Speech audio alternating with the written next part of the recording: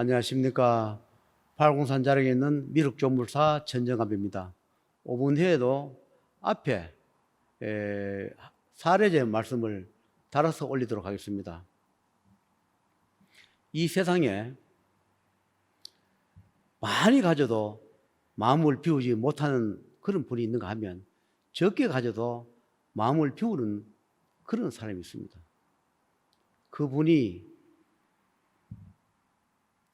그분한테는 그 집이 아주 소중한 수십 년 동안 재생을 하면서 모아서 샀던 그 집이었습니다. 그런데 이제 얼마 전에 정부의 세제 개편이 바뀌면서 집이 두 채가 되니까 세금도 많이 나오고 하니까 아들 앞으로 그걸 정리를 해줬답니다. 그래서 정리를 해줬으니까 집은 이분이 결혼해서 벌어서 샀는 집이지만 명의가 아들 앞에 해줬으니까 아들이 허락하지 않으면 이 집을 팔 수가 없는 그런 처지였습니다. 그래서 처음에 이 집을 팔아가 나는 너무 고통스러우니까 이 집을 팔아서라도 나는 이 병을 고쳐야 되겠다 하니까 처음에는 남편이나 아들이 반대를 했답니다. 누가 봐도 상식이 이해가 안 가시겠죠. 병원에 가서 정밀 검사해가지고 병원에 치료를 하지 그 왜 집을 팔아서 이런 걸 하려고 하느냐. 그래서 아들이나 남편이 처음에는 동의를 하지 않았답니다. 그래서 나는 너무 고통스럽고 힘들으니까 내 병은 내가 아니까 집을 팔아서 내가 이걸 해야 되겠다. 내가 마지막 일생 가는 길에 그동안에 나를 있게 해준 그런 조상 성관님들을 다 상여시키고 나는 저승에 죽어야 되겠다. 그러니까 집을 팔아야 되겠다 해서 아들하고 합의를 봤답니다. 그래서 아들 집을 파는 조건으로 집을 2억 2천 받아가 아들 1억 1천을 주고 본인이 1억 천하고 반을 갈랐답니다.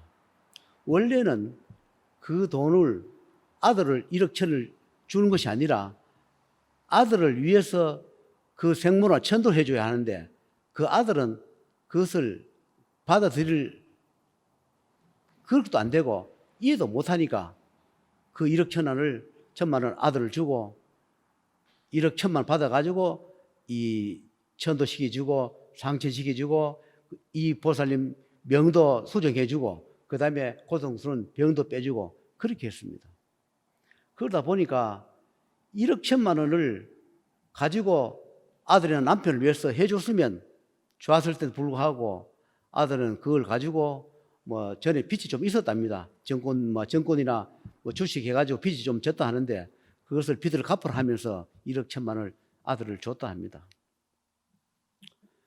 그러다 보니까 본인 목은 거의 다 했는데 남편과 아들 목을 하지 못하고 자꾸 저승이 데려오니까 누구한테 포시를 주냐 하면 이 보살님한테 포시를 줘요. 그래서 거기서 저승이 올 때마다 이 보살님한테 포를 주니까 나한테 전화가 와요. 지금 몸이 좋지 않다. 그러면 제가 보면 본인 것이 아니라 남편이나 아들을 자꾸 데려오니까 나한테 연락해줘라. 포시를 빨리 줘가지고 되고 있는 나한테 연락해야 내가 또 그것을 또 처리를 해주니까 그렇게 포시를 그렇게 주고 그래 했답니다. 그래서 내가 아들이나 남편은 물려주더라도 그분들한테 받은 목이 없어요.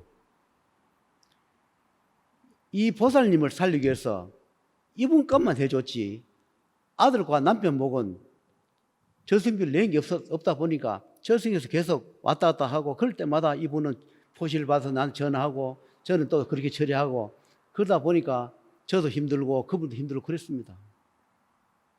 그러는 과정에 하늘이 하는 말씀이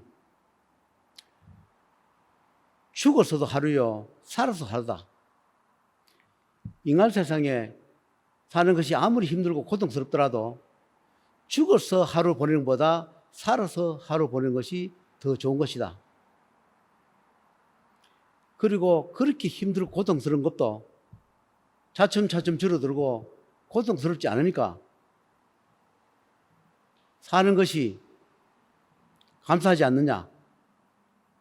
내가 너무 고통스러우면 모든 것이 다 포기됩니다. 그런데 불구하고 하늘에서는 그분이 받는 고통을 면해주고 또 더 살 수 있는 명도 수정해주고 그렇게 지내왔습니다. 그런데 얼마 전에 밤에 11시쯤인가 밤에 전화가 왔었습니다. 할아버지 지금 아무것도 안 보입니다. 이래요. 왜 이래 물으니까 처음에는 집 이웃에 불이 난 줄 알았답니다. 연기가 거실이나 방에 쫙 해서 아무것도 안 보인다. 그래서 눈을 씻고도 안 되고 또 막 이불 소금을 씻겨도 안 되는데 그래서 전화를 했습니다. 그래요. 그래 보니까 한설이 저승에서 우리가 전설의 고향부터 보면 뭐 우리가 연출이지만 안개가 자욱하게 끼는 건 그런 것처럼 집안에 안 보이게 처음부터 집안에 안개를 넣었어요. 그래서 누굴 데려온 거죠, 그게. 그런데 그분도 느낌이 있으니까 아들 방이 조금 열려 있더랍니다. 그래서 아들 방문을 이제 닫아주고 이 보살님의 남편 되신 분이 출퇴근을 하다가 거리가 너무 멀고 해서 기숙사에 들어갔답니다. 근데 기숙사에 들어갔는데 저승에서 그 남편을 데려왔겠죠. 데려오니까 남편은 없고 자식은 방에 있고 그런 차에 저한테 전화를 했죠. 그래서 그랬습니다. 이걸 처리를 하려고 하면 당장 1,400만 필요하다. 남편 데려왔는데 좀 물리한다 하니까 지금 당연히 돈이 몇백밖에 없습니다. 이래요. 그래서 그거 가지고는 안 된다.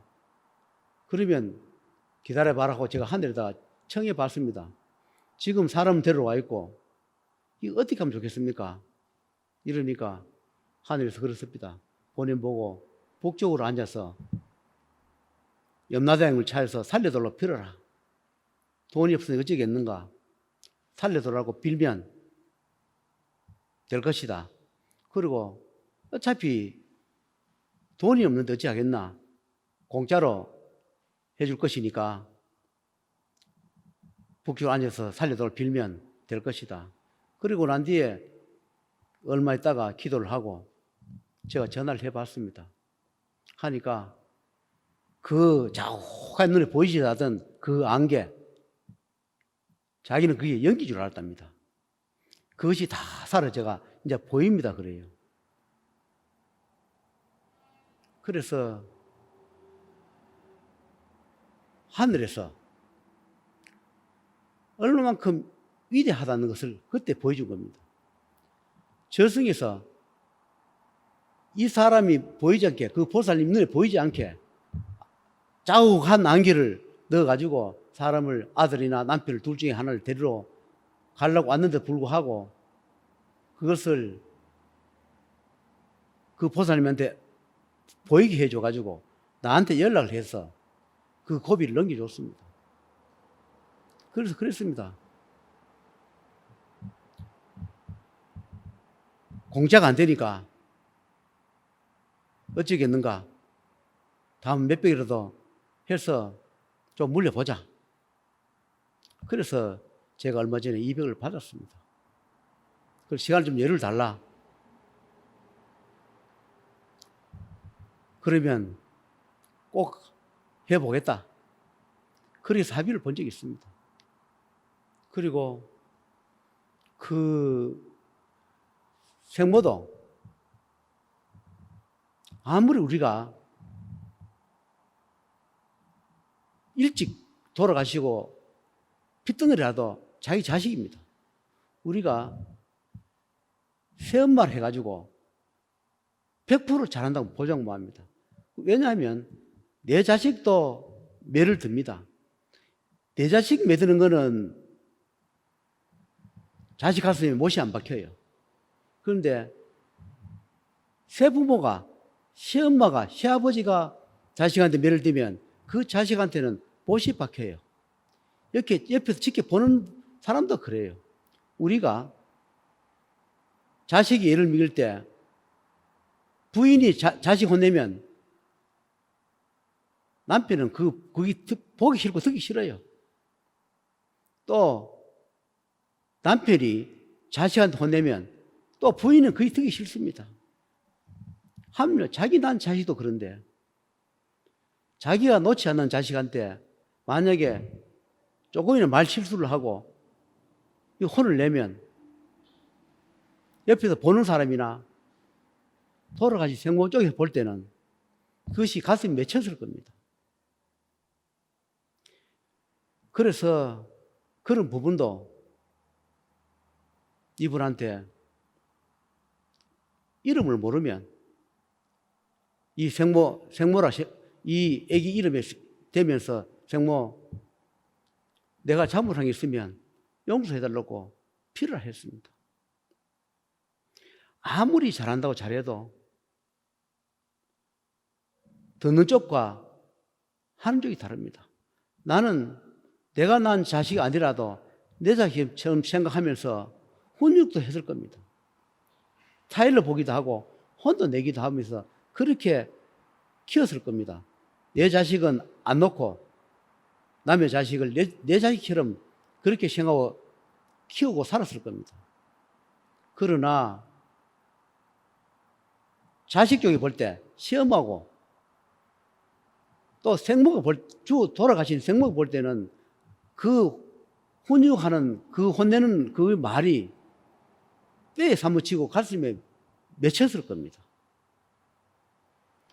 하물며 내가 낳은 자식도 내 부인이 꾸중하면 듣기 싫고 내 남편이 꾸중하면 듣기 싫듯이 자기가 낳지 않은 자식으로 해서 더 혼내는 거 아닌가?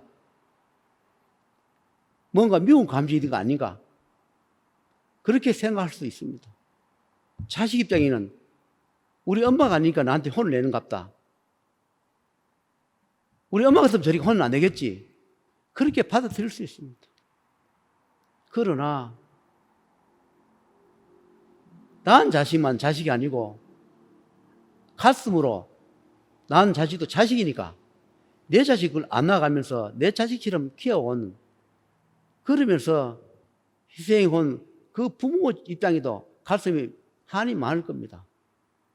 그 부인의 가슴에도 왜 한이 없겠습니까? 내 자식처럼 키운 그 자식이 속 썩이고 예밀 때마다 내가 왜 이랬을까? 왜 내가 이런 가정에 결혼을 했을까?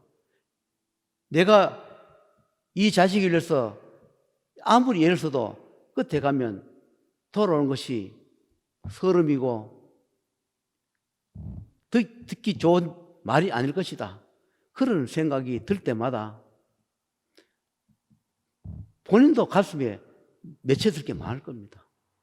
새어머니라고 해가지고 맹목적으로 희생할 수 없는 것이고 그렇지 않습니까? 오줌은 낳은 자식도 죽이는 세상입니다. 낳은 자식도 버리고 도망가는 세상입니다. 그런데 불구하고 1살도 안 되는 그 어린 자식을 자식처럼 41년, 42년을 자기 친자식처럼 키워온 그 공덕은 간 곳이 없고 그 희생하고 가슴 아린 것은 없고 돌아가신 생모나 내가 낳지 않은 자식들은 내가 무심코 뱉었던 그 말, 그런 말들이 그분들한테는 상처가 되어 있었던 모양입니다. 그래서 본인한테 그랬습니다. 생모한테 잘못했다가 빌으라고. 그래야만이 원결이 풀릴 것 같다. 그러나 이분도 시엄마도 황당하겠죠. 나는 정말로 희생하고 키웠는데 불구하고 내가 뭐를 잘못해가지고 내가 이 애 위해서 40몇 년을 내가 희생했는데 내가 시엄마한테 또 비리하느냐. 그런 억울한 마음도 생기겠지만 그건 어찌겠는가. 그래도 빌어라. 그래서 빌고 나니까 모든 것이 원한이 풀리고 그렇게 했습니다. 여러분, 이 세상에 내 자식 아닌 양가를 받아서 내 자식보다 더 훌륭하게 키우는 부모가 있는가 하면 그 입양을 해가지고 때리고 죽이고 하는 모진 사람도 있을 것이고 내가 낳은 자식도 아주 서름 주고 굿하고 죽이는 그런 부모도 있습니다. 각자 입장에서 생각해 보시면 다 이해가 갈 겁니다. 그래서 이분한테 그랬습니다. 생모 이야기를 하면 어떻게 했느냐 물으니까 처음에는 반대를 했습니다. 그러나 이 생모 이야기를 빼버리고 나면 줄거리가 없고 뼈대가 없으니까 하늘에서 생모 이야기를 뺄 것 같으면 유튜브에 사례를 올리지 마라. 이 생모 이야기가 들어가야 본인의 것이 다 줄거리에 잡히니까 생모 이야기를 본인이 허락하면 유튜브 촬영을 하고 한 건 하지 마라. 그래서 전화를 했습니다. 오늘 이 생모 이야기를 빼면 하늘에서 촬영하지 마라 합니다. 이 생모 얘기가 들어가면 촬영하고 그렇지 않으면 영원히 하지 마라 합니다 하니까 그분이 그러면 이름, 주소, 어느 동 밝히지 말고 그럼 해주세요 해서 오늘 이렇게 넣은 겁니다. 제가 말을 하다 보니까 하늘에서 말을 전하다 보니까 말이 앞뒤가 안 보고 좀 뒤섞였습니다. 그러나 어쩌겠습니까? 어떤 인연도 맺은 인연이기 때문에 이 보살님이 자기가 살아있는 한 남편 업장도 갚아주고 또 아들의 업장도 갚아서 좀 더 살게 해주겠나라고 하늘에 약속을 했습니다. 그래서 살려줄 기회도 주고 여유를 줬습니다. 왜냐하면 이분이 아니면 남편 아들은 할 분도 아니고 믿지도 않고 이해를 못합니다. 그런데 이분은 3, 40년 최선을 했던 분이기 때문에 이해도 하고 받아들입니다. 그래서 어렵더라도 여건이 만들어지는 대로 자기가 낳지 않은 자식이지만 다시 명물수정을 할 수 있도록 해주고 남편도 좀 더 살 수 있게 하겠노라고 약속을 해서 지금까지 인연을 찾고 있습니다. 여러분, 요즘은 서로가 죽이는 그런 세상에 그래도 힘들지만 나도 살고 내가 낳지 않은 자식도 더 살게 해주고 고생한 남편도 살게 해주는 그런 마음을 가진 분입니다. 그래서 하늘에서 병만 고쳐주는 게 아니라 고통 다 면해주고 더 살 수 있는 기회를 줬습니다. 그래서 하늘은 공정하고 그래도 눈물이 있습니다. 살려줘야 할 가치. 그런 사람한테는 돈이 적고 맞지 않다 하더라도 더 살면서 베풀고 공덕을 살 기회를 주면서 살게 해줍니다. 하루라도 더 감사하게 해서 감사한 마음으로 더 좋은 일을 많이 하고 나를 이렇게 해준 조상님이나 신명을 다 성계시이거나 저승에 보내주는 그런 역할을 하게끔 해주는 겁니다. 그래서 오늘 이 사례를 두서없이 말씀을 올렸습니다. 각자 입장에서 요즘은 재혼하는 가정이 많습니다. 그런 각자 입장에서 한 번 더 생각해 보심이 좋지 않겠다는 생각으로 여러 가지 생각을 하면서 이 촬영을 마치겠습니다.